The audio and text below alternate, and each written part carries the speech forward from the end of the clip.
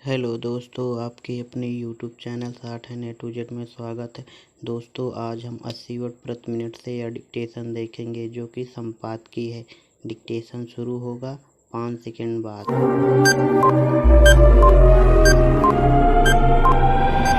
केंद्रीय जांच ब्यूरो को जिन परिस्थितियों में सब इंस्पेक्टर रैंक के अपने अफसर अभिषेक तिवारी को गिरफ्तार करना पड़ा, उससे कुल मिलाकर इस जांच एजेंसी की ही किरकिरी हुई। अभिषेक तिवारी को महाराष्ट्र के पूर्व गृह मंत्री अनिल देशमुख से मिलीभगत के आरोप में गिरफ्तार किया गया। अभिषेक पर आरोप है कि उसने देशमुख के करीबी लोगों से रिश्वत ली।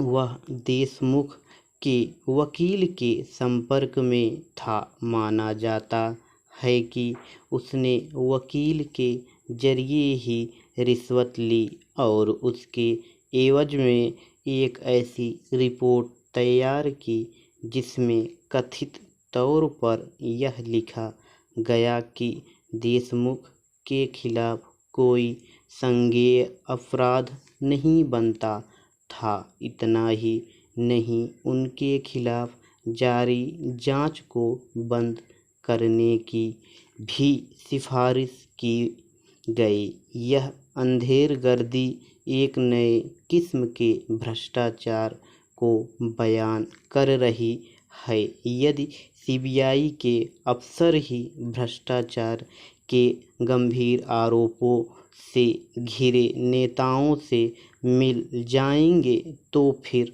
इस जांच एजेंसी की साख का क्या होगा।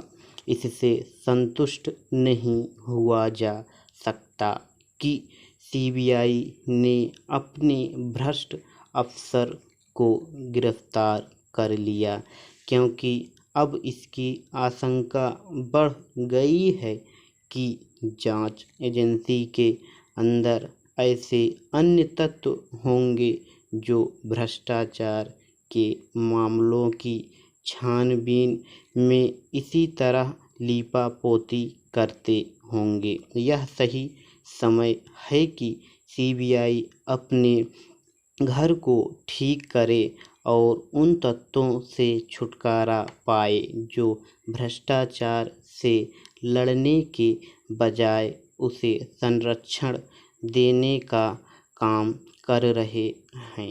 सीबीआई अफसर के अनिल देशमुख से मिल जाने के मामले से यह भी पता चलता है कि भ्रष्टाचार के गंभीर आरोपों का सामना कर रहे समर्थ लोगों को न्याय के कटघरे में खड़ा करना कितना कठिन काम है। क्योंकि इस मामले में देशमुख के वकील की भी गिरफ्तारी हुई है, इसलिए यह भी प्रकट हो रहा है कि भ्रष्ट तत्वों की जड़ें किस बड़े पैमाने पर चारों ओर फैली हुई हैं। यह वह स्थिति है जिसमें भ्रष्ट तत्वों को उनके किए की सजा दिलाना कहीं अधिक कठिन है।